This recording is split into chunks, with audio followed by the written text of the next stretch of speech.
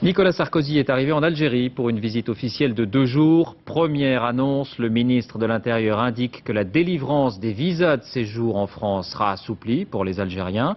Aujourd'hui, la procédure peut prendre des mois. Et puis au-delà, Nicolas Sarkozy va tenter d'améliorer le climat entre les deux pays, climat assombri par les divergences de vues sur la colonisation. Envoyé spéciaux Mickaël Darmon, Mathieu Birden. Il veut multiplier à Alger les gestes symboliques. Mais pas facile d'être solennel au monument des martyrs algériens dans la cohue des journalistes.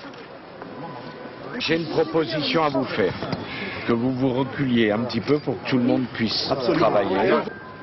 Je suis venu en ami pour trouver des solutions aux différents problèmes auxquels nous nous sommes trouvés confrontés. Les problèmes, comme il dit, c'est l'exigence du président algérien Bouteflika d'obtenir des excuses de la France pour ce qu'il appelle les crimes de la colonisation. Dans le cimetière français de Saint-Eugène, le candidat à l'élection présidentielle improvise une conférence de presse sur le sujet.